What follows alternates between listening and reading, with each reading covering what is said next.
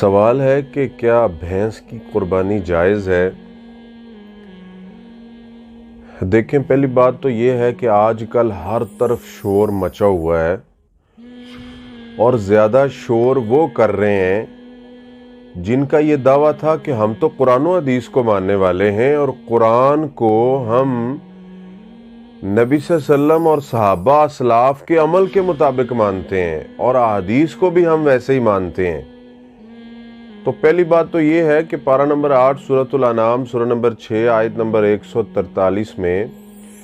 اللہ تعالیٰ نے جو 4 جوڑوں کا ذکر کیا ہے، جس میں اونٹ ہے،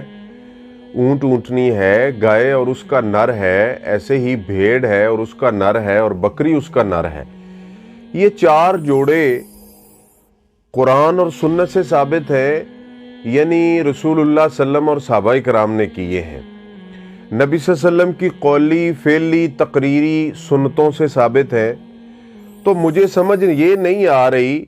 کہ جو 4 جوڑے اصل ہیں جو رسول اللہ صلی اللہ علیہ وسلم اور صحابہ کرام نے کیے ہیں، ان کو چھوڑ کر جو نقل ہے نا بھینس والا، اس کو اوپر چڑھایا جا رہا ہے اور اتنا اس کے اوپر شور ہو رہا ہے کہ لوگ جو اصل سنت ہے اس کو بھول چکے ہیں اور اس کو سر کے اوپر لے آئے ہیں۔ میرے بھائیوں، بات یہ ہے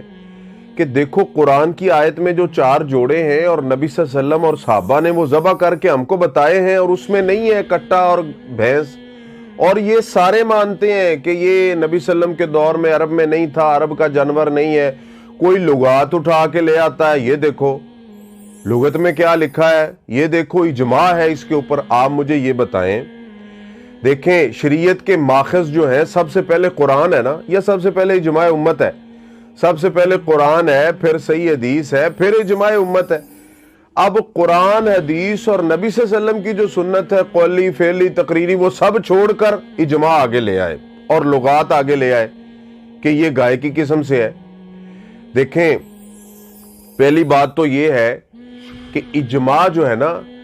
آپ ابن المنذر کی جو کتاب ہے نا الاجماع، اس میں دیکھیں جو بھینس گائے کے حکم میں ہے نا، وہ کتاب الزکوٰۃ کے اندر ہے، یعنی کہ زکوٰۃ دینے کے بارے میں اجماع ہے کہ بھینس گائے کے حکم میں ہے، قربانی کرنے کے بارے میں نہیں ہے۔ یہ کیسی باتیں لوگوں کو بتائی جا رہی ہیں کہ اس کے اوپر اجماع ہے، اجماع ہے۔ لوگ سمجھتے ہیں یار واقعی اجماع ہے، اور اجماع کا انکار تو بندے کو کفر تک لے جاتا ہے۔ اور بھائی، اجماع ہے زکوٰۃ کے بارے میں ہے، قربانی کے بارے میں نہیں ہے، اور اس پہلے قرآن پھر صحیح حدیث، تیسرے نمبر پہ اجماع ہے، آپ اس کو اٹھا کے آگے لے آئے ہو۔ تو اس لیے میرے بھائیوں، جب ہماری منڈیوں میں اونٹ، بھیڑ، بکری، گائے سب کچھ موجود ہے، تو ہم کیوں بھینس کی قربانی کریں جو رسول اللہ صلی اللہ علیہ وسلم کی قولی، فعلی، تقریری سنت سے بھی ثابت نہیں ہے، اور جو 4 جوڑے ہیں ان میں بھی نہیں۔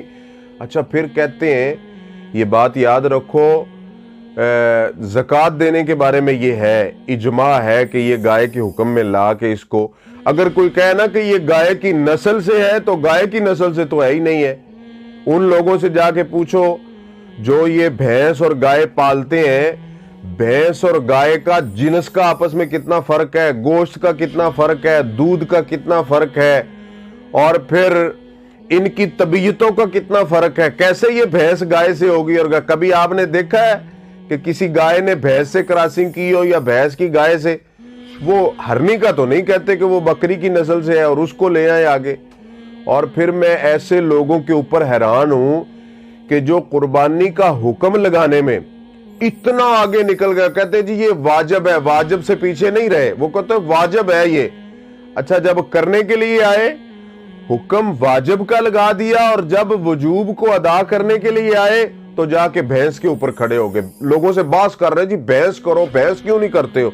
اور بھائی، تم نے اگر کہا ہے کہ قربانی واجب ہے، تو واجب کو ادا کرنے کے لیے نبی صلی اللہ علیہ وسلم کی جو سنت، جو جانور آپ نے کیے، وہ کیوں نہیں کرتے ہو؟ تو اس لیے دیکھو، یہ بالکل بات واضح ہے کہ رسول اللہ صلی اللہ علیہ وسلم اور صحابہ کرام سے